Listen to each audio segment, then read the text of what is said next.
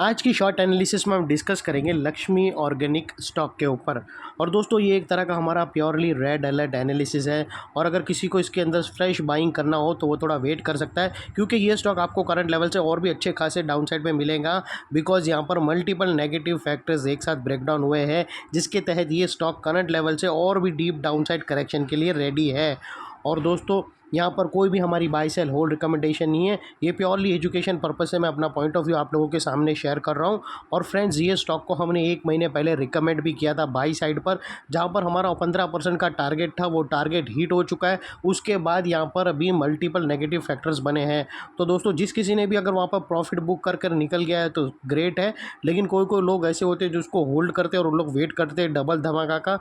तो दोस्तों अगर और डबल धमाका भी अगर आप वेट करते हो और आप स्टॉप लॉस ट्रेल करते हो तो आपका stop loss already previously trail हो चुका है। वहाँ पर अगर आप निकल गए होंगे फिर भी प्रॉफिट में होंगे। और अभी भी अगर आप यहाँ पर होल्ड पर हो तो दोस्तों अपने एडवाइज़र को पूछकर यहाँ पर एग्जिट की एडवाइस ले सकते हो, क्योंकि यहाँ पर दोस्तों स्टॉक के अंदर करेक्शन स्टार्ट होने का पूरे पूरे संकेत है।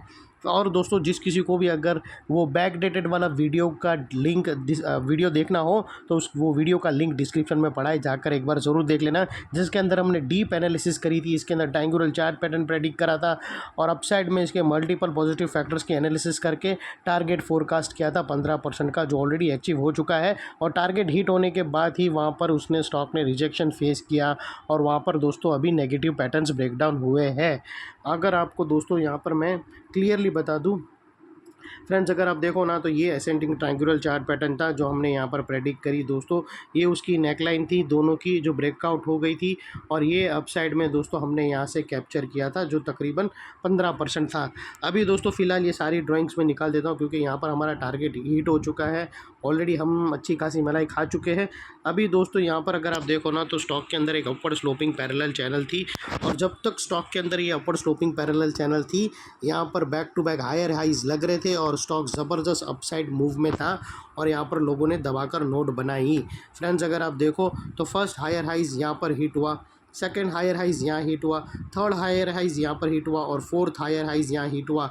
और जैसे ही दोस्तों ये upper sloping parallel channel down side में ब्रेकडाउन हुई, स्टॉक के अंदर फर्स्ट टाइम लोअर लोज यहाँ पर थ्रेट हुआ, और फर्स्ट टाइम इसने लोअर लोज को स्टैक किया क्लोजिंग बेसिस पे डाउन साइड पे, जो हमें कंफर्म करता है कि स्टॉक के अंदर करेक्शन ऑफिशियली स्टार्ट हो चुकी है। और बाई साइड पे तो बिल्कुल भी खड़ा नहीं रहना है, और यहाँ पर दोस्तों शॉर्ट सेलिंग भी नहीं करना। अगर शॉर्ट सेलिंग करते हो तो भी कोई प्रॉब्लम नहीं, यहाँ पर आपका रिस्क टू रिवॉर्ड रेशियो अच्छा खासा बन रहा है फ्रेंड्स। और यहाँ पर दोस्तों हमने दो बड़ी नेगेटिव चीज़ देख ली। सबसे पहले upward sloping parallel channel down side में ब्रेकडाउन हुई, और सेकेंडली इसकी जो हायर हाइज थे वो फर्स्ट टाइम लोअर लोज में शिफ्ट हुए। और अभी बात कर लेते हैं थर्ड नेगेटिव चार्ट पैटर्न का। तो फ्रेंड्स अगर मैं आप लोगों को MACD डालकर दिखाऊं तो यहाँ पर हमें क्लियरली नेगेटिव डाइवर्शन विटनेस होता है दोस्तों। प्राइस एक्शन के जो हायर हाइज थे वो तो ज़बरदस्त लगे प्राइस एक्शन के अंदर, लेकिन वही अगर आप ऑसिलेशन देखो तो ऑसिलेशन ने मिस आउट कर दिया हायर हाइज करना, और वो डाउन साइड में टिल्ट हुआ। और यहाँ पे हमें क्लियर ब्रेकआउट मिल गया जो एक डाउन साइड मोमेंटम पंप करेगा स्टॉक के अंदर।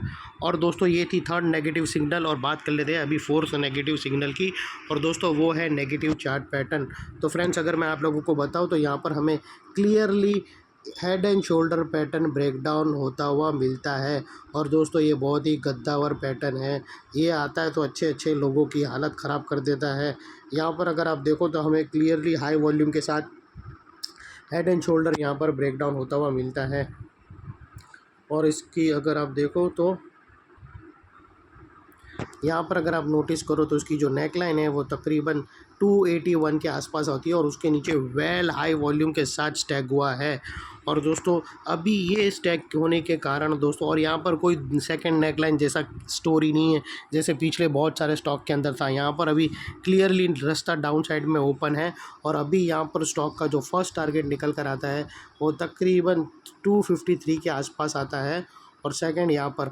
और अगर दोस्तों स्टॉक अभी अपसाइड बाउंस भी गया तो ये मत मान लेना सब कुछ नॉर्मल हो गया, क्योंकि अगर RSI ओवरसोल्ड हो गया होगा तो यहाँ पर बाउंस बैक आएगा तो भी एक लेवल है दोस्तों जो मैं बताऊंगा, अगर उसके ऊपर सस्टेन क्लोजिंग होती है तो फिर हम मानकर चलेंगे कि स्टॉक अभी बाई साइड के अंदर एंटर हो चुका है और यहाँ से सब कुछ नॉर्मल हो गया और ये इसका पॉइंट ऑफ व्यू भी चेंज हो जाएगा। और वो लेवल दोस्तों, ये जो हेड एंड शोल्डर है उसका राइट शोल्डर का टॉप है, उसके ऊपर क्लोजिंग बेसिस पे यानी 305 के ऊपर क्लोजिंग बेसिस पे हमें ग्रीन कैंडल क्लोजिंग मिल गई तो हम मानकर चलेंगे कि स्टॉक के अंदर बाई साइड की तरफ शिफ्ट हो चुका है। और दोस्तों याद रखना कि यही वो लेवल है जहाँ पर शॉर्ट सेलर्स का भी स्टॉप लॉस रहेगा। और ये थी दोस्तों थर्ड फोर्थ नेगेटिव सिग्नल। और दोस्तों और एक और चीज़ बता दूं कि दोस्तों नेकलाइन के पास का ये एरिया बहुत ही इंपॉर्टेंट एरिया बनकर खड़ा है, क्योंकि दोस्तों यहाँ पर मल्टीपल नेगेटिव फैक्टर्स एक साथ ब्रेकडाउन होते हुए मिले। दोस्तों यही एरिया पे हमें upward sloping parallel channel down side में ब्रेकडाउन होते हुए मिली, यही एरिया पे दोस्तों हायर हाइज में लोअर लोज में शिफ्ट होते हुए मिले। यहाँ पर ही दोस्तों हमें MACD के through clear negative diversion breakdown होता हुआ मिला और यहाँ पर ही दोस्तों एक भयानक head and shoulder pattern breakdown होते हुए मिली। तो वो लिहाज से दोस्तों ये एरिया जो अभी तक एक स्ट्रॉन्ग सपोर्ट था वो अल्टीमेटली स्ट्रॉन्ग रेजिस्टेंस बनकर खड़ा है।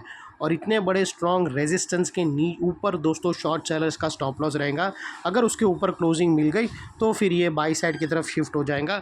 और दोस्तों अगर टारगेट से पहले ये स्टॉक ने कहाँ पर भी डाउन साइड में सपोर्ट फाइंड किया और बाउंस आया, वो सपोर्ट के लिए सपोर्ट की वजह से बाउंस आया या फिर RSI ओवरसोल्ड की वजह से बाउंस आया, तो दोस्तों बाउंस आने के बाद वो नेकलाइन को रिटेस्ट करने जाएगा तो नेकलाइन का ये एरिया सामने आके एक स्ट्रॉन्ग रेजिस्टेंस का काम करेगा और स्टॉक को डाउन साइड में पुश करेगा या साइडवे कंसोलिडेशन में। और इतने बड़े स्ट्रॉन्ग रेजिस्टेंस के ऊपर स्टॉप लॉस रहेगा शॉर्ट सेलर का, जो मैंने डिस्कस किया था। और दोस्तों ये थी हमारी एनालिसिस, शॉर्ट एंड स्वीट और सिंपल भाषा में आप लोगों को एक्सप्लेन कर दिया। अच्छी लगे तो प्लीज़ चैनल को लाइक शेयर सब्सक्राइब करना, ऐसे ही हम धमाकेदार वीडियो कंटिन्यू लाते रहते हैं।